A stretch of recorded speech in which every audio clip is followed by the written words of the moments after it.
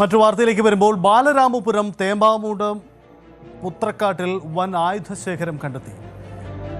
പുത്രക്കാട്ടിലുള്ള water ടാങ്കിന് സമീപം ചാക്കുകെട്ടിനുള്ളിലാണ് Balaramapuram police ആയുധശേഖരം കണ്ടെത്തിയത്. തെരഞ്ഞെടുപ്പിനോടനുബന്ധിച്ച് കരുതൽ തടങ്കലിന് ഗുണ്ടകളെ കസ്റ്റഡിയിൽ എടുക്കുന്നതിന് വേണ്ടിയാണ് കഴിഞ്ഞ ദിവസം രാത്രി ബാലരാമപുരം പോലീസ് ഈ മേഖലയിലെത്തിയത്.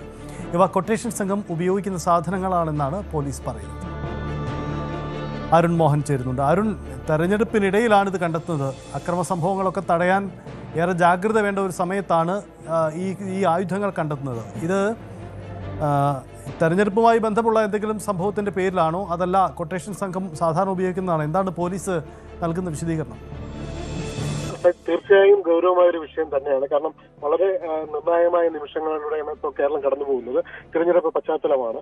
അതിന്റെ ഭാഗമായി ഗുണ്ട ലിസ്റ്റിലുള്ളവരുടെ അവരെ കരുതൽ തടങ്കിലേക്ക് കസ്റ്റഡിയിലെടുക്കുന്നതിനും നിരീക്ഷിക്കുന്നതിനും വേണ്ടി പോലീസ് പ്രത്യേക സംഘം തന്നെ രൂപീകരിച്ചിരുന്നു. അതിന്റെ ഭാഗമായാണ് തിരുവനന്തപുരം ജില്ലയിലെ ഈ പറയുന്ന ബാലരാമപുരം സ്റ്റേഷനിലെ പോലീസ് ഉദ്യോഗസ്ഥർ ഈ പറയുന്ന പ്രശ്നബാധിത മേഖലയിലെ പ്രദേശവും ഒപ്പം പ്രശ്നക്കാർ താമസിക്കുന്ന ചില ആൾക്കാർ താമസിക്കുന്ന തേമ്പാമുട്ടത്തെ പുത്രക്കാട് പരിസരത്തെ നിരീക്ഷണത്തിലാക്കുകയും അവിടെ നടത്തിയ പരിശോധനയായിരുന്നു ഈ പറയുന്ന ഒരു ആയുധശേഖരം കണ്ടെത്തുന്നത്.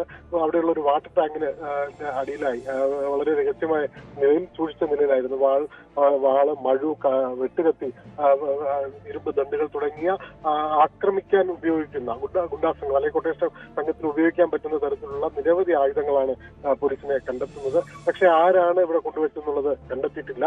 അതിനുള്ള അന്വേഷണമാണ് ഇപ്പോൾ പോലീസ് ഊർജിതമാക്കിയിരിക്കുന്നത്. CCTV ഉൾപ്പെടെ കേന്ദ്രീകരിച്ചുള്ള അന്വേഷണമൊക്കെ പോലീസ് ഇപ്പോൾ ശക്തമാക്കിയിട്ടുണ്ട് എന്നുള്ളതാണ് മനസ്സിലാക്കാൻ കഴിയുന്നത്. എന്തായാലും നേരത്തെ സൂചിപ്പിച്ചതുപോലെ വളരെ ഗൗരവമായ ഒരു സംഭവം തന്നെയാണ്. കാരണം കഴിഞ്ഞ ഇലക്ഷൻ സമയത്തൊക്കെ ചില പ്രശ്നങ്ങൾ ഈ നെയ്യാറ്റിൻകര താലൂക്ക് കോളം പ്രദേശത്തൊക്കെ ഉണ്ടായ ഒരു പശ്ചാത്തലം മുൻ കാലങ്ങളിൽ ഉണ്ടായിരുന്നു.